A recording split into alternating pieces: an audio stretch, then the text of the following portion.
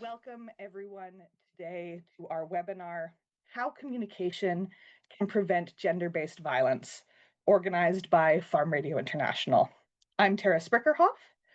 I'm your host, and I will choose my own language. There we go. I'm Tara Sprickerhoff. I'm your host. Welcome to our webinar. As we all know, the 16 days of activism against gender-based violence is an important time to discuss how we as individuals and as civil society organizations can take action to address gender-based violence in our communities. We have individuals joining us today from Farm Radio International in Burkina Faso, from MaiKhanda Trust in Malawi, from WILDAF in Mali, and from the Gender Studies and Human Rights Documentation Center in Ghana to discuss what is perhaps an underrated element of discussing and addressing gender-based violence, and that's communication. So without further ado, I will introduce our panelists and ask them to give us a brief introduction to their organizations, as they know their organizations better than me. So first, I'd like to invite my colleague, Alimata Konate, to the floor. Alimata is the Digital Innovation Team Lead for Francophone Africa at Farm Radio International. She is focused on ICT for development, and she works to coordinate the implementation of innovative digital solutions that prioritize behavior change. She's also a very active member of Farm Radio's gender equality team and has developed numerous strategies to enable the participation of women in our work. Alors, bienvenue, Merci Alimata. beaucoup, Tara. Alors, Bonjour. pouvez-vous, Je suis Alimata présenter- Konate. Thanks a lot, Super, merci. Tara.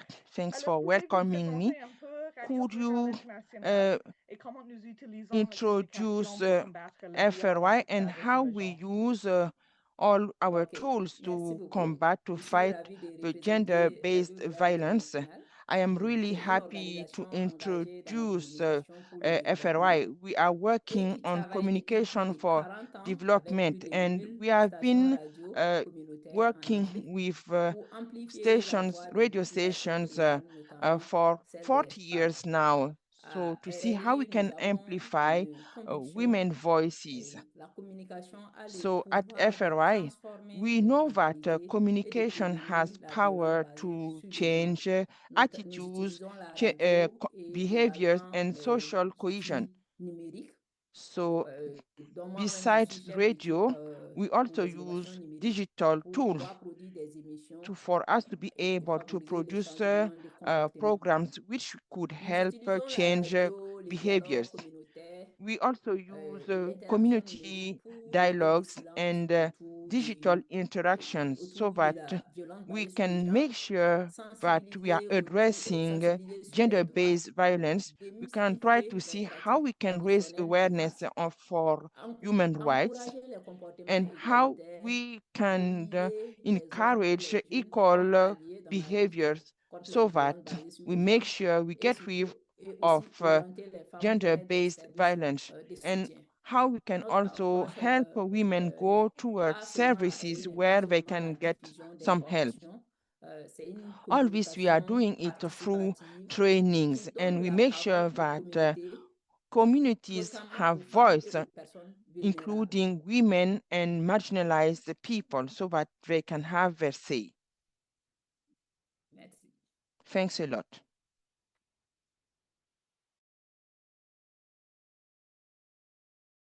Tara, your mic is off, is muted. Sorry. Thank you so much. Thank you so much, Alimata. Next, we have with us here today Jacqueline Zambezi Mwanga, who is the Director of Programs at MaiKhanda Trust in Malawi. Jacqueline is a dedicated public health specialist with more than 15 years experience in health management and nursing midwifery. She's passionate about improving women's reproductive health outcomes, and Jacqueline provides strategic leadership and oversight of program implementation at MaiKhanda Trust. So welcome, Jacqueline. Can you tell us a little bit about MaiKhanda Trust and how you work with communication to address gender-based violence? Thank you, Tara. Yeah, MaiKhanda Trust is a local non-government organization that has a vision in improving maternal, child, adolescent health.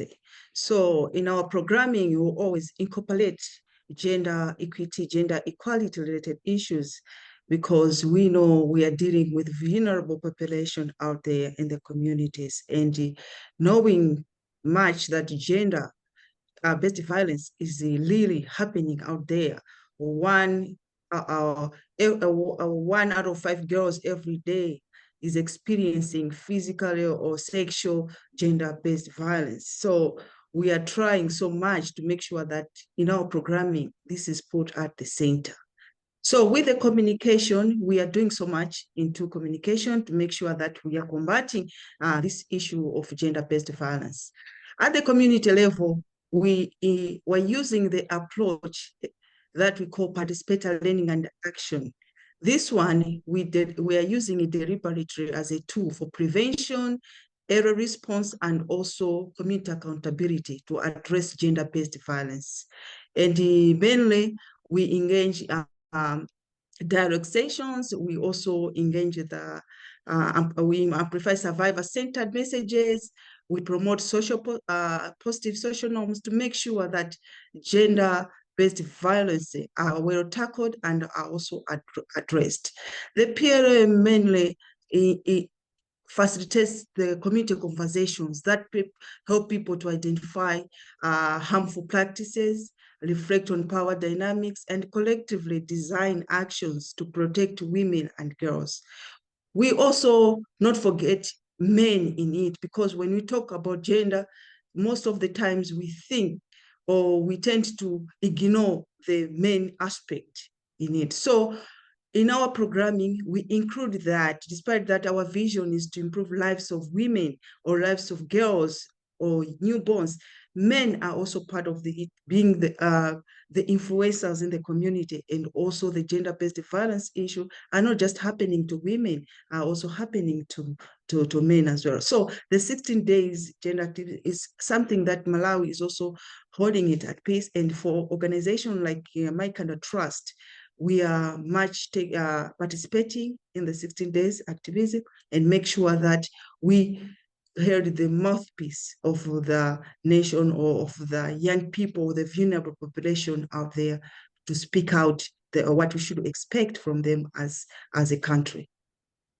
Lovely. We look forward to hearing more from you as the event progresses. Next, I'd like to invite Ms. Asetu Dubia to the floor.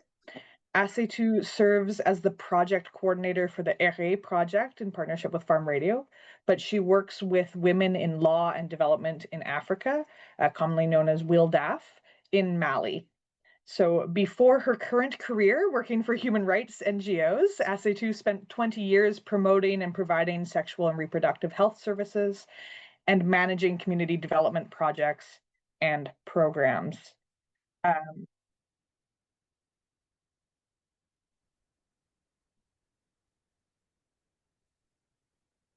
Alors, bienvenue Asetu. Pouvez-vous présenter WILDAF et comment vous utilisez la communication? Welcome to you, Asetu. Could you present your organization and let us know how you are using communication as part of your work? So WILDAF is an English name. We are in many countries. So in French, we can say it's Women and Rights and Development in Africa. So what we do is to promote human rights, including women's rights and young girls' rights. WILDAF has been working in Mali for more than 30 years now. We try to help couples who have difficulties, women who are living some difficult situation as in their families and their households. We try to see how we can provide legal services for this kind of situations. We also promote sexual and reproductive health rights. This is a domain where we are working a lot.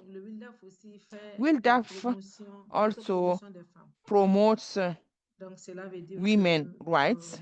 This means that many women are getting help from us. We try to see how we can support them, mainly for those who have been living gender-based violence. So for those who also get in touch with us, we make sure we support them up to the end. And this requires a lot of communication. For you to be able to help people, you need to see and understand what kind of issues they are living. We try to mediate, we try to raise some awareness. We also organize community dialogues so that everyone can understand what we mean by gender-based violence, so that they will have a great idea of the kind of strategies we will be using with them so that they can tackle gender-based violence. Currently speaking, with internet, we also try to see how we can use this tool. Currently speaking, working with FRI, we can see that communication with radio was not achieving great results, but throughout the years of collaboration with FRI, we have seen that radio is a great tool, because people, wherever they are able to listen to programs which will help them understand better some of the situations they are living. With the new strategy we have with FRI is when we are launching messages to share information, while we are listening or while we are providing messages to people, we have a way to know those who are listening to us. We know how many people are able to listen to us. With FRI strategies, they are able to give data regarding who is listening, how many people are listening, and this helps us to improve our strategies. And we know that radio is a great tool for us, for our strategies. And currently speaking, we join radio in whatever we do. Last but not least, I'd also like to introduce Deborah Tayo Akapo, the programs manager for the Gender Studies and Human Rights Documentation Center in Ghana. So Deborah is a feminist and a gender and social development expert advocating for the promotion and protection of children, girls, and women's rights and gender equality. She has a broad range of experiences in the prevention and response to sexual and gender-based violence, and she facilitates trainings on gender, child rights, human rights, advocacy, and much, much more. So welcome, Deborah. The same question to you as I've posed to everyone else. Can you tell us a little bit about the work that the Gender Center does and how you are working to address gender-based violence? Thank you very much, Tara. And good afternoon, good morning, good evening to everyone, depending on where you are tuning in from. As Tara said, I work with the Gender Studies and Human Rights Documentation Center in Ghana. We are known as Gender Center for short, established 30 years ago by a group of women lawyers. And the work that we do, basically, it's ensuring and empowering women in terms of they having a voice and influencing policy, influencing legal frameworks, influencing community interventions, you know, with regards to gender-based violence. And so what we do is protect and promote the human rights of women and ensure that they are able to, you know, be a part of wherever decisions are being taken with regards to their rights. The Gender Center, in terms of how we use communication in the work that we do. So there are quite a number of ways that we do this. And one of them being, of course, awareness raising, sensitization, public education. And this we do via various ways. In undertaking this, we work in communities. So we have a flagship project called the Combat Intervention, actually. And the Combat Intervention came into being in the year 2001. Let me chip in that the Gender Center happened to be the first organization in Ghana to have conducted a nationwide survey on violence against women and children. And so the findings of this study has been, the ladder for a lot of organizations in Ghana, even up to date. And from the findings, quite a number of things came up about assessing support services by people living in rural communities. And so the Gender Center instituted a rural response system called the Combat Intervention, community-based action teams. And so these combats are taken through 2 weeks of training. They go back into their communities and use every way. So it could be via community information centers, it could be via drama, storytelling, poetry, dancing, singing, to communicate what they've come to learn over the 2 weeks, which has to do with violence, gender, has to do with the various family laws that we have, has to do with understanding social norms and how they influence and perpetrate violence against women and girls. And so they go back and then they, undertake awareness raising. They engage traditional leaders, because in Ghana, the traditional leaders are the ones in whose bosom culture and tradition lies.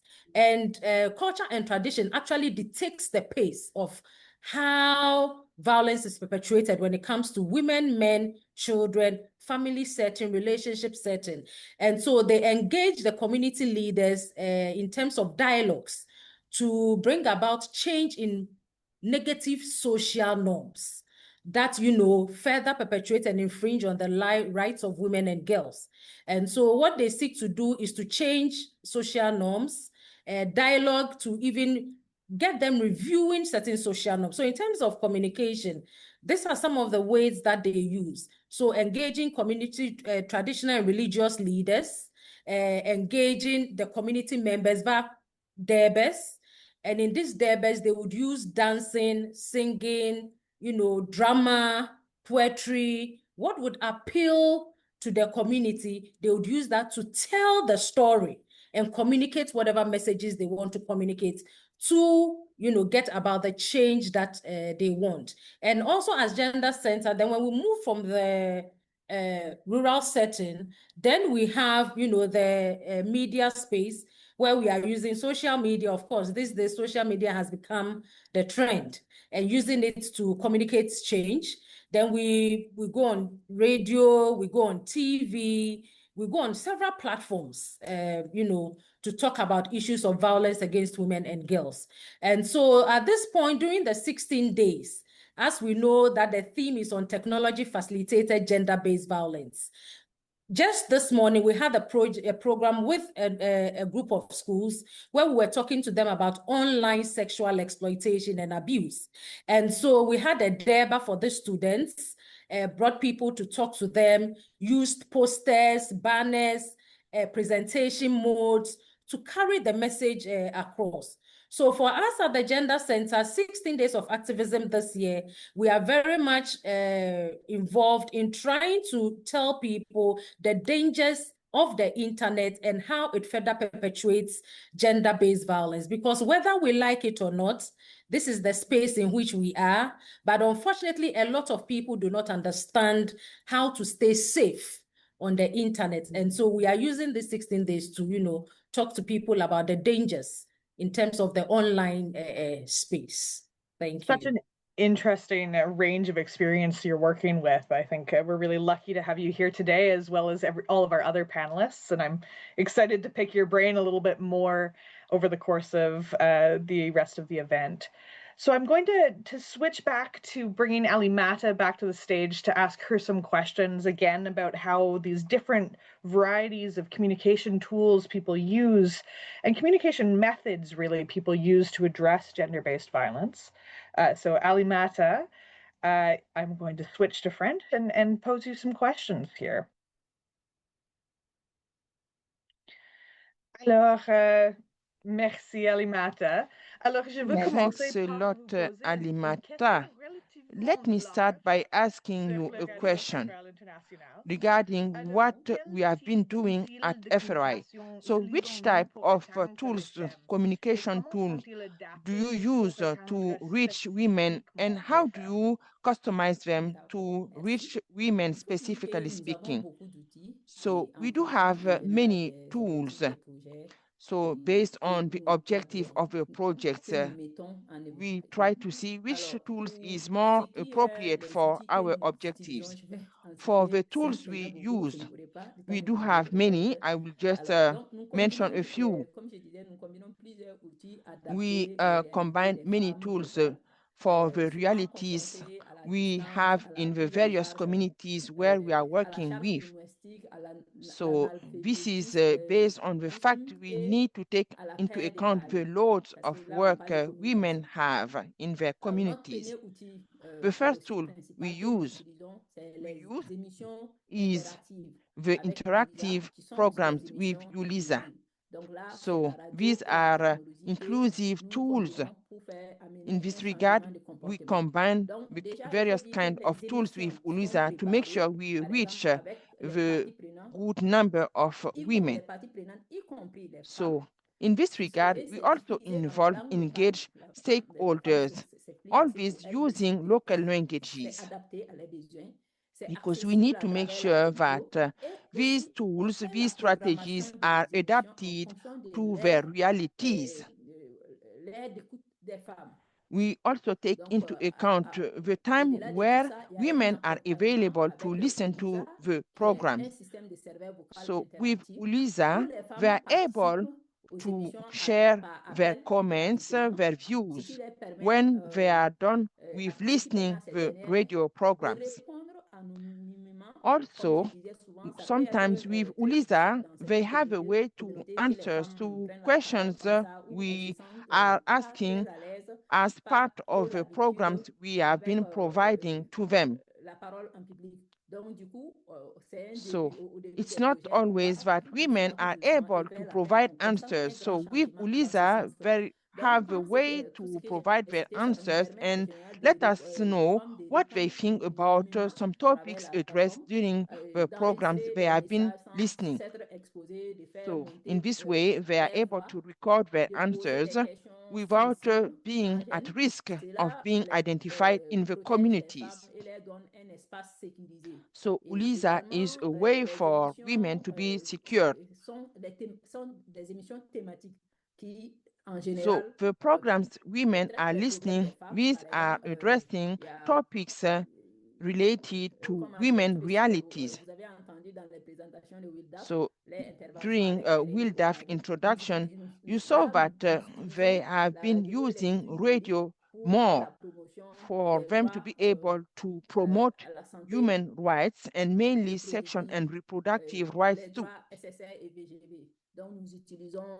So in this regard, the ULISA is also used to get the feedback from young girls, mainly when we are addressing sexual health or sexual issues, because young girls doesn't have a possibility to discuss always with their parents, as these could be taboo topics.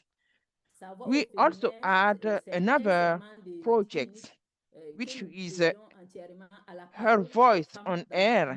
So as part of this program, we were able to gather testimonies, stories, so that women can be secure to voice their contributions and also have their say in all we are doing. We do have also radio drama, which we called Drama Plus, to be specific. Sometimes with this approach, women are able to let us know what they have been living. For example, if a girl were forced to get married, they can tell their stories. If they are living some violences in their household, they will also be able to share their stories.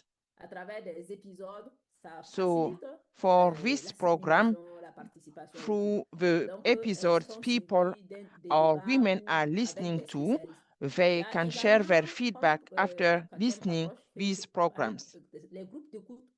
We also have community listening groups. With this community listening group, as part of our projects, in partnership with our radio stations, they set the community listening groups so that during the listening sessions, women groups can share the topics addressed in the programs. They can also provide their feedback later. All this is there to help us improve the content we are providing through the radio programs. The community listening groups is there also to help women build their trust and their confidence. We also have some games. One of them is Uliza Ambassador. We started this game a few years ago. At the beginning, it was a bit difficult because it was not all women who had a radio set. In this regard, if we wanted women to participate more to the listening of the radio programs or for them to be more present on the Uliza platform, we thought that it would be good for us to have some games, including Uliza Ambassador or Model Husbands also. This was a game we provided on the radio stations, and this to show that some men were doing good in their households. We also have an approach we call positive masculinity. All these are approaches we try to use. So, thanks a lot, Alimata, for providing all these details. Could you provide a specific example to let us know how you address the gender-based violence as part of your programs? So we have Drama Plus. So this is a drama where we address gender standards or gender norms. Sometimes we might have a couple which is facing domestic violence. So, with this drama, which are aired each week, after people having listened to these programs, we do have specialists which could provide more details. We have during these Drama Plus programs, women who are asked to share their testimonies, their stories. So this Drama Plus program help women to go look for help in their communities because they had many barriers. Some men also get in touch with the radio stations to ask for some help so that they can change. I think that this is an approach where we can see when we have communication, this helps break barriers. With the Drama Plus approach, people are able to share without fighting each other, and they are able to understand each other much better. Thanks a lot. So we are addressing gender-based violence. These are quite sensitive topics, and I can see that we have many questions already. When you are addressing these kind of topics, how can you do it safely? How can we change in a better way these behaviors relating to gender-based violence?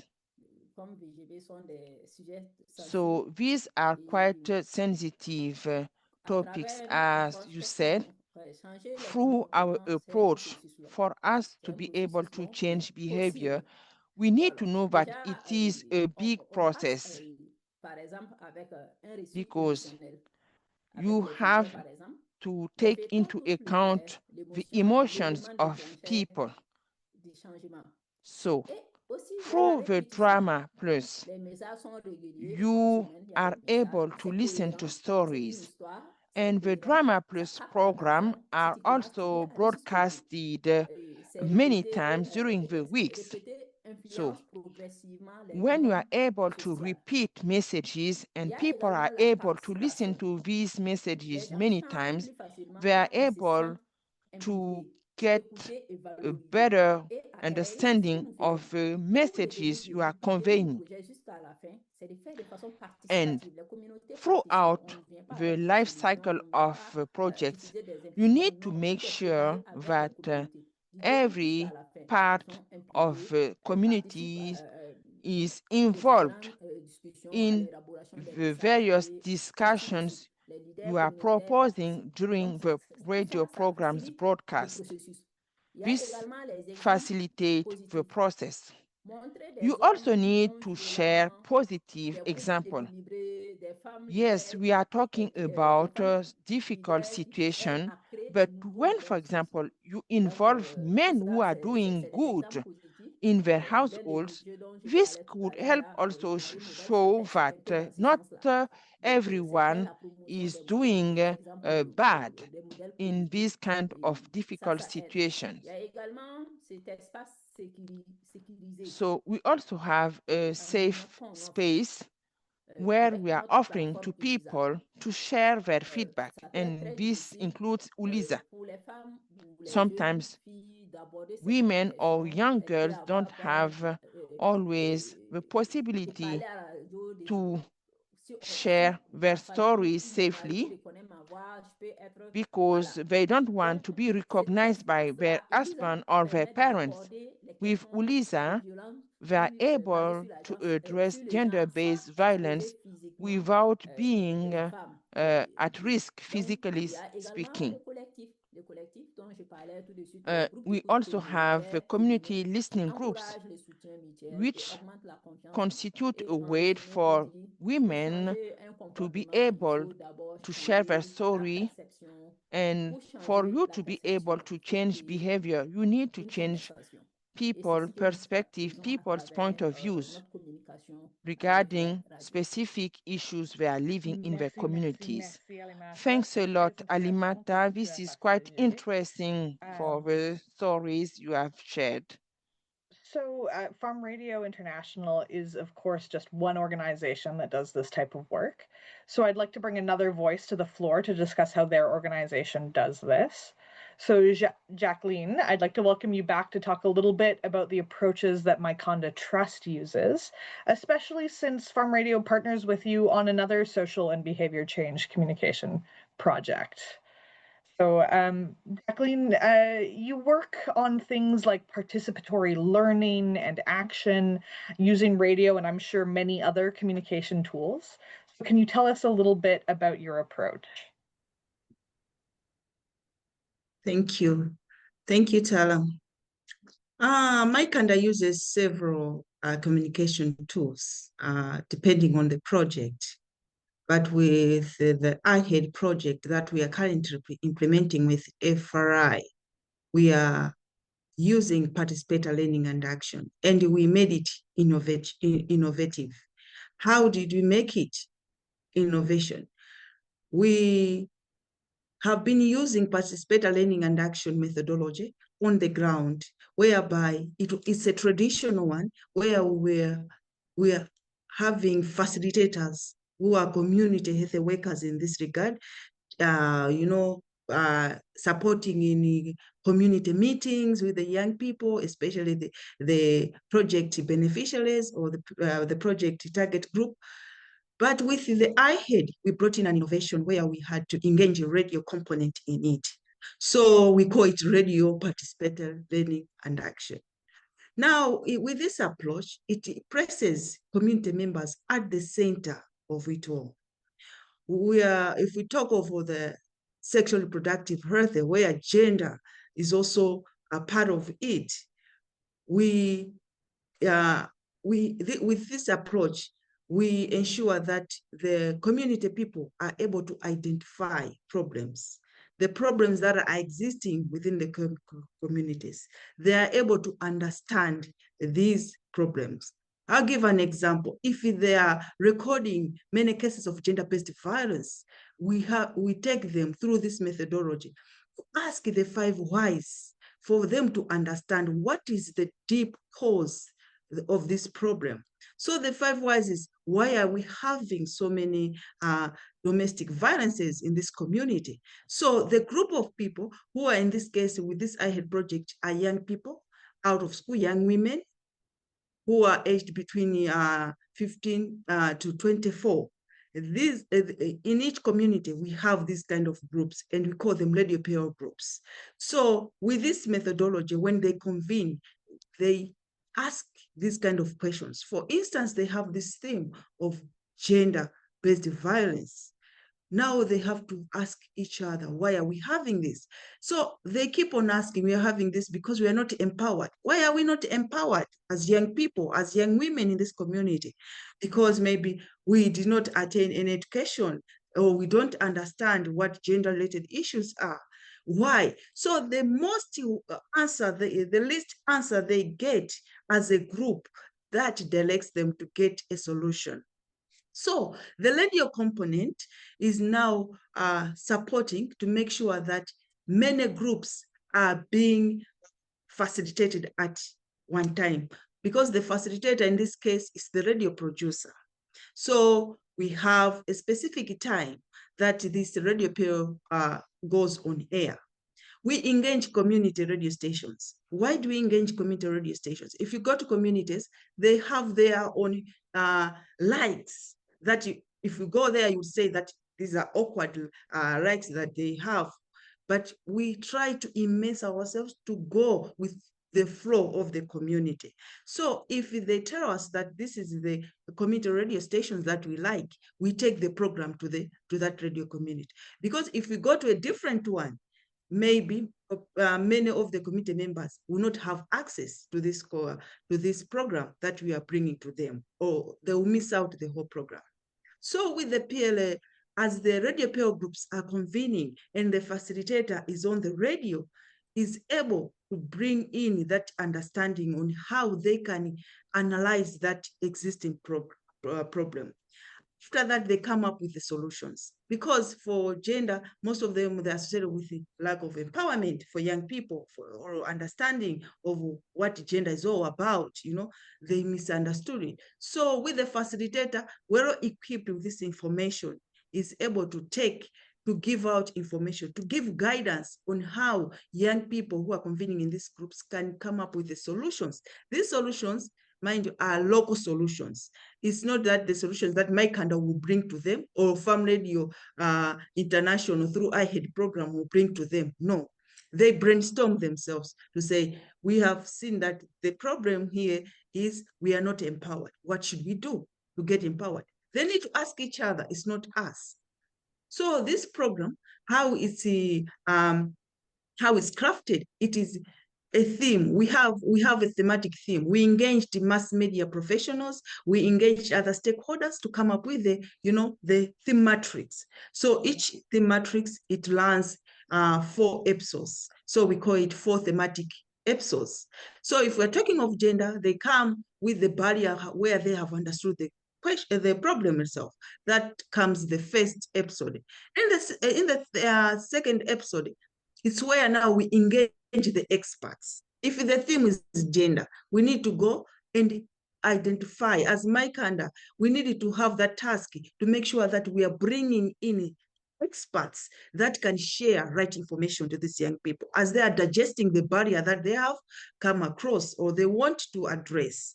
So how this is done, it's quite interesting, because this communication tool of the radio PLA, it engages several. There are also community dialogues that are happening other than engaging the experts. We are also having, the approach is also doing the mobile outreach, to gather more information regarding this. So with these experts, they bring in the right information. Now the young people are equipped out there regarding the gender-related issues. What next? Now the actual PLA comes as the third episode in this regard. The third episode is now taking them to task. What are the solutions have you come up with to make sure that you're addressing the identified problem? So while the facilitator is giving out this information, and we give it in a dramatizing way, because we have, drama scripts that we have produced regarding to that specific theme, whereby the drama itself is focusing on that theme alone. So for easy understanding of this theme, or also trying to relay information to the groups, the radio producer, who is a facilitator, tries to make it cashy with the program to make sure that the young people who are convened listening to the program are able to understand or imitate. Maybe if there's a character that you have faced a certain challenge or is a victim, should be able to relate in their context to support them in addressing this problem. So in the end, you find that these young people are able to come up with the solutions using that kind of a set. Now, when we are doing this, we also have some flip charts. Flip charts are the pictures, the picture cards. It's a booklet that comprises of, picture cards depicting several kind of themes. So if it's a gender sensitive part of it, or showing gender based violence, you see maybe a man is trying to fight a woman, while pregnant, something like that. So when these young people are able to relate to the drama they are listening to the radio and correlate it to the flip chart or the picture card that they are using, they try to make it, more understanding, so that everyone is able to follow what is happening. So with the radio program, for us, it triggers the discussion of the theme. It helps them to make sure that the participation is there. Everyone is taking part in the discussion among the group while they're listening to the radio. And also, they are able to prioritize the solutions. If they know that this solution, we cannot handle it ourselves, they leave it out or they skip it, try to prioritize to make sure that they are considering solutions that are practical in their context. At the same time, it also provides a monitoring progress part of it, because once they are addressed, they have come up with the solutions, they're able to understand. So as I said, that is a four-themed methodology regarding to the radio period. The last one is now we bring in the solutions where they're able to share what has worked, what has not worked, because as they're listening, remember, it's not only one group that is listening. There are several groups across the district listening to the same program. And the solutions that they come, they're different. But this is now the time whereby they're able to share the solutions. So if the other group was discussing maybe another, we're addressing the problem using a different solution, they'll still be able to learn something from them. So that learning and sharing component is also very powerful to the groups. And it's more or less like a cycle. It goes, they analyze, they see what has worked, and they get the best practices in there, and they share that. So it's more of the learning and also the action-oriented. And as they are doing that, they get empowered, because some solutions, they are taking them to task to reach out to the local chiefs, or to reach out to health authorities to make sure that they are able to access services, or they are able to understand what is available within their environment regarding to the gender-based violence, or regarding to sexual reproductive health. So when they're empowered, they are able to voice out. The confidence that these young people comes with is something that you even see as we are initiating the project. You see the confidence, but as we start this process, you realize that they have built that confidence, the trust among each other to share even stories that, no one knew about it. And also the structures that are willing to support to end that, to end any problem that they are facing. They are aware of that. They are able to reach out to them. And also these ones are willing to support in one or the other.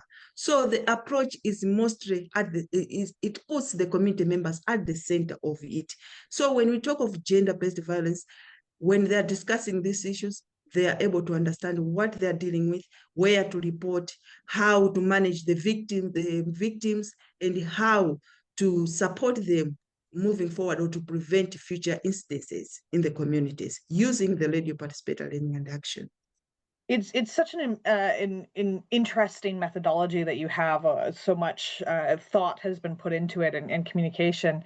And you've mentioned community multiple times during this process. So what works when it comes for building these consensuses for change? Perhaps briefly, and then we'll move on to our next panelist after that. What works better when we are trying to bring a change to the community, when we are trying to to support the community to understand the problems that they are facing, it shapes their understanding on issues. If we talk of gender, it starts with giving them they have common understanding. What is it that we have to know regarding this issue, and how can we address it? And it improves also their attitudes, because sometimes, when we are dealing with sensitive issues like gender-based violence, people tends to ignore, tends to give it a wrong attitude, or maybe try to stigmatize others. But as we are bringing this kind of change, communication at community, it tries to instill that positive social norms that is expected from the community. So when this information is shared, there are so many ways on how they relate. They put it in real life scenarios. They use storytelling, whereby the victims or the survivors are coming in to share their story, so that others, they get something from it. At the same time, it's a participatory follow-up. Everyone is able to say something. No one is just listening or is just getting something, but everyone is encouraged to speak out something, to speak out her mind, so that by the end of the day, they have one common word that they should take out for their community to follow. So these kind of approaches, they are able to recognize challenges, and they are able to agree on some areas that they felt they were not being heard enough, or maybe they were done wrongly. So they are able to agree on that. And even the brainstorming part of it is a very wonderful, because everyone is able to participate. When it comes to the solution brainstorming, everybody is like, trying to bring in the mind. In so doing, you realize that the change is something that everyone is understanding, that, okay, this came about because we did this. And it gives assurance even in the future to say they can use the same approach to address a different problem in their community. So this is how, and also the trust that is built among themselves. It helps them to reduce some misinformations that are there. I feel like we could talk all day about this, Jacqueline. So thank you so much. I know there's a number of questions in the chat for you, but I know I want to get to Assetu, and I want to get to Deborah as well.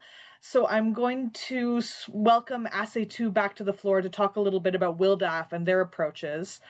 So welcome, Assetu. I'm just going to switch my language here. Alors, nous travaillons avec vous sur le projet RE au Mali. We have been working with you, Assetu, and your organization as part of the HERE project. So, what do you think these kind of tools could help you achieve as specific objectives in your work? We do use many tools in Mali. We also work a lot with focal points who are members of the communities where we work. So we do have women, men leaders, many influent people. They are doing the facilitations of dialogues we have. They provide supports, mainly for those who are facing these kind of difficult situations. So we have educational discussions. As for the tools we use, we are using brochures and also samples because we want to explain what we are doing as work so that they are able to understand in a better way. We also work with cyber activists who are sharing these messages we want to provide to the communities. I was saying that for our strategies, we are using focal points. These are focal people from the communities, including women, men, leaders. We also have some mayors. We do provide them with some trainings for them to be able to convey our messages, including advice. They also provide psychological support. Another strategy we use is technologies. We have the web activists.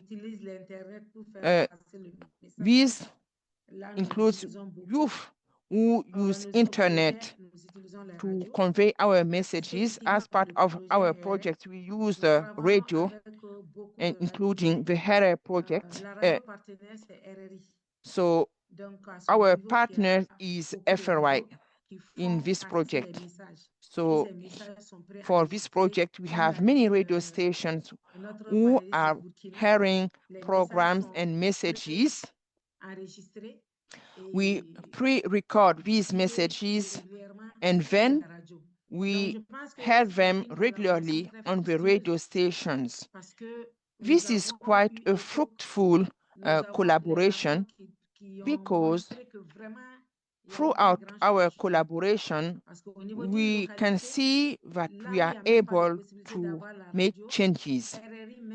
In some communities where people don't have access to radio sets, throughout the community listening groups, FRI provide radio sets, and this makes possible for the members of the communities to listen together.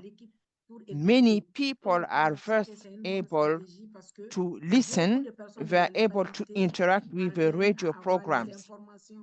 And in this way, they're able to get information in real time. We also provide some counseling services. In this regard, people meet in person. For example, as part of a project, as I was saying, we have focal points, we have leaders, and these people provide some guidelines to those who are coming to us to find some solutions. I can say that the use of radio is very impactful as part of our project activities. So I don't know if I will ask the following questions. I know that this collaboration is very important for us. How do you manage to promote women's rights as part of your organizational work? As I was saying, communication is key in whatever we are doing. In this regard, we have some training sessions. In these training sessions, for the HERA project, we do have some groups we constitute. The project also have some dialogues among the various generations so that we address topics in an efficient way. we do have some advocacy work. As part of this advocacy work, we have women groups which were set up to address gender-based violences, because they noted that in their communities, they had these issues. So for us to be able to provide great messages, what we do is to involve traditional leaders. With these trainings we provided to the traditional leaders, women were able to go to them and see how they can put into place for them to be addressed to address these gender-based violences.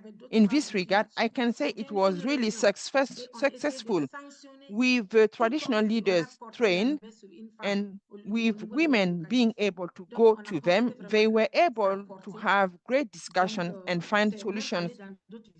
And these examples were also serving as example for other communities. I think that this was an impactful approach for us. Still, as part of our communication work with WILDAF, we have a center for people to be able to come and tell us their stories. We are there to listen to them, and we try to see if we can provide solutions to them. Sometimes, if this requires some legal solutions, we can try to see how to manage these cases. So with Center for Listening, women can come to and make their stories known. In this regard, later we can guide them to other services to see which kind of support they can get. And I can say that communication is the key to whatever we want to do. Thanks a lot. Could you provide examples in the chat room to support what we have been saying, because we don't have much time left? That you may have other things to do. So I would like to invite Deborah now.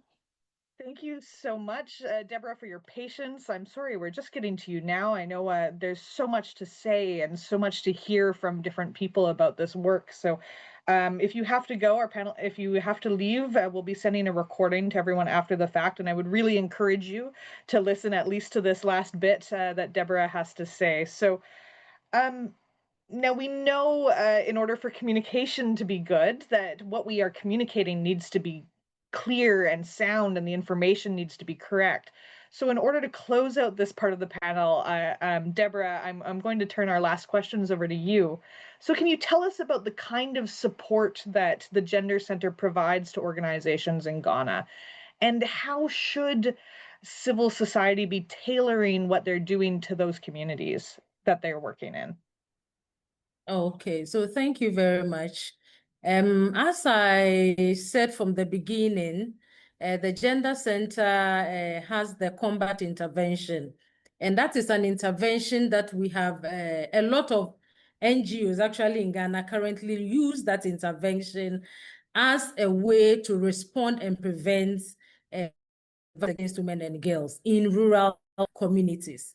And the combat intervention, anybody can Google it. In 2018, the UK aid then, now they are called FCDO, did an impact assessment of the combat intervention to get a sense of how it has impacted and changes lives. So in that report, it's because of time. So I'm just trying to get people to the resources that they can use to get the information that I would have shared.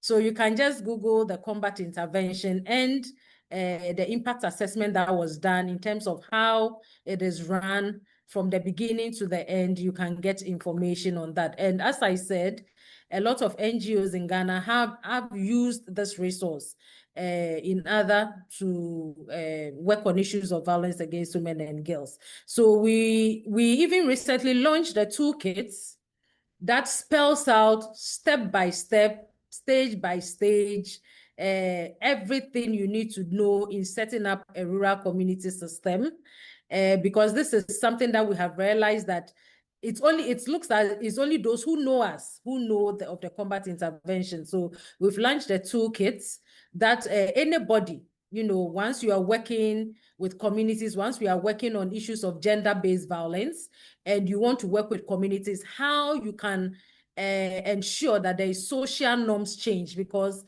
we understand that the social norms, and let me be clear and say the harmful social norms, there are social norms that are progressive, that are developmental. Those are not the ones we are talking about. We are talking about the negative and harmful social norms in communities.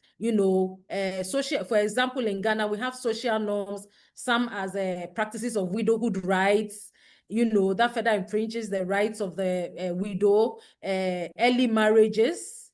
We have some like you give birth out of wedlock, the man is fined, and because he cannot pay that money, then the mother and the child then become like destitute, so there are quite a number of social norms. And so every program in terms of reducing the incidence of violence against women and girls starts with understanding the social norms of the communities. So what we do from the beginning is to do a baseline. Go in there, because all the communities are not, do not have one unilateral norm that they practice. Every community, every tribe, every, clan has got different kind of social norms that they practice. So the first point is to understand what are the social norms in this community that we need to work on. What are the social norms? Because the truth is that the communities might be practicing these social norms, but do not even understand the effects, the harmful effects that it has on women and children.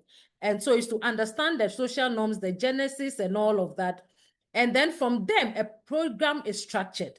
So when we go and select the combats, which are normally equal numbers of men and women, and this combats are selected by the communities. They are given a criteria. The community will then select these combats, who are then taken through a 2 weeks training. And so the 2 weeks training, they are taught mediation, they are taught counseling, they are taught how to identify issues in terms of gender, violence, the various laws that are attached to the various kinds of violence that we have, that the community needs to be aware of. So we do that, then they go back.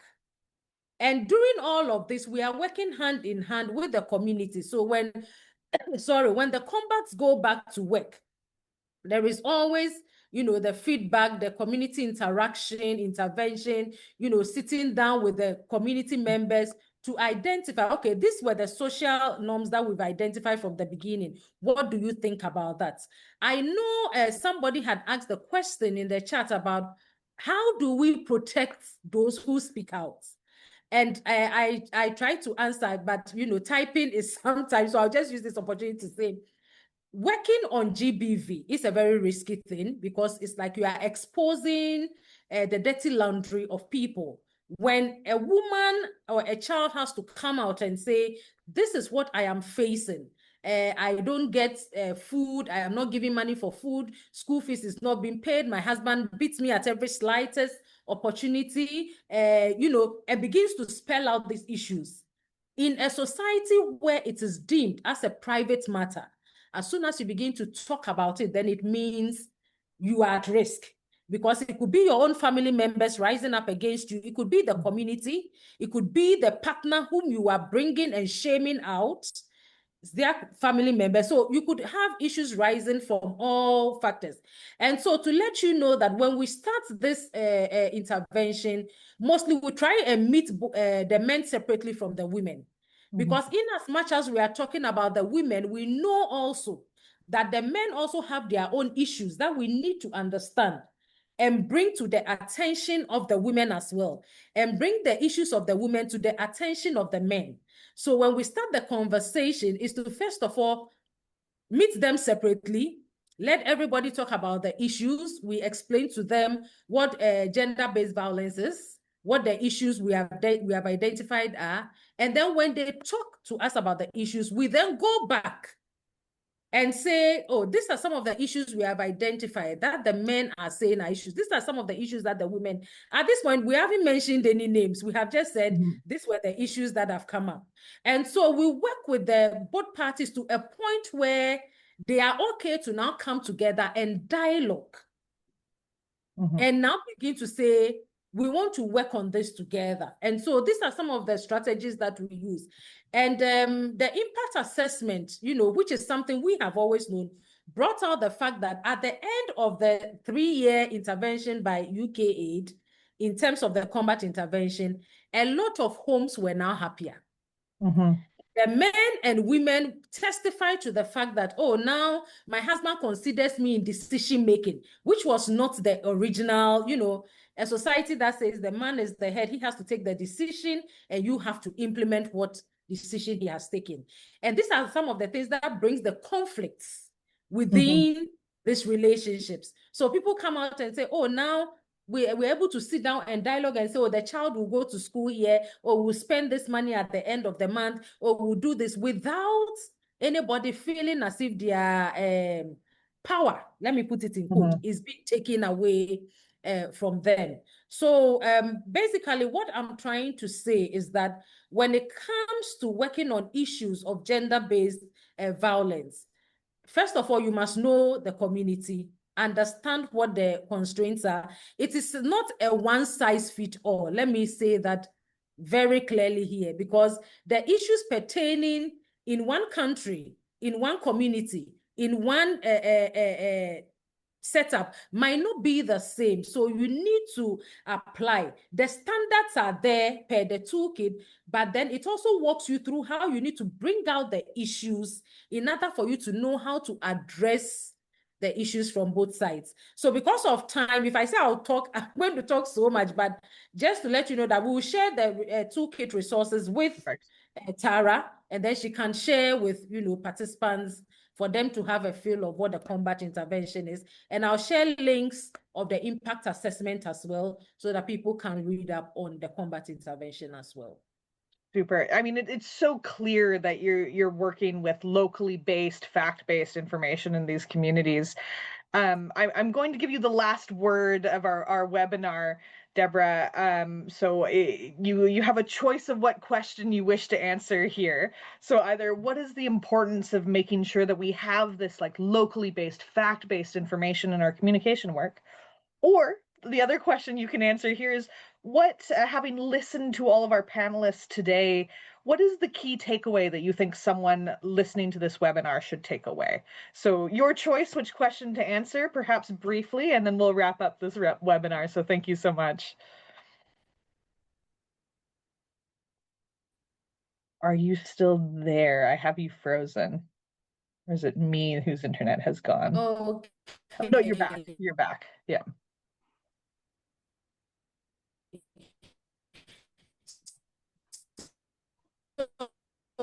I will talk about the fact-based bit because my organization was established first of all as a fact-based, because that is one of the Deborah. of studies. And so you to be able to get solutions, you need to have facts and figures.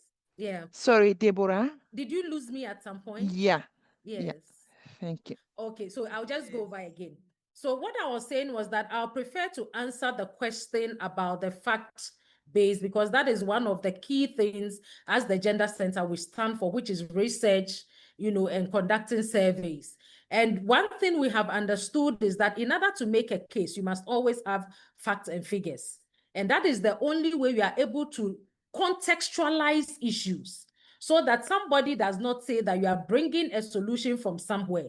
And this was the issue when in 1995, the Gender Center was set up and we started talking about issues of violence against women. The country said, oh, these women who have just gone to Beijing and come back, and they want to come and pollute the society. So there was a need to undertake a nationwide survey to see does violence against women exist in Ghana or not? And the figures spoke for itself. And that findings were turned over to the government, and the government stood on these findings and instituted the then Women and Juvenile Units, which is now called the Domestic Violence Victim Support Unit of the Ghana Police Service. So that tells you that contextualizing issues with facts and figures, it's very, very key in order for you to make a case. So I would always stand by that and say that if you want to make an impact, make sure you have what will speak to the issues so that people can key in. Because if I bring figures to you and I say 1 out of every 3 women experience abuse, you can say, okay, when I take myself, I take my sister, I take my mother. That means it could be my mother, myself, or my sister who is going through. It begins to make sense to you than if somebody says, oh, women across the world are experiencing violence, and they can't give you the figures to, and it's always important to situate the issue within the framework, the country that you are working in, and don't import figures that, people are going to debate and not want to use. Thank you.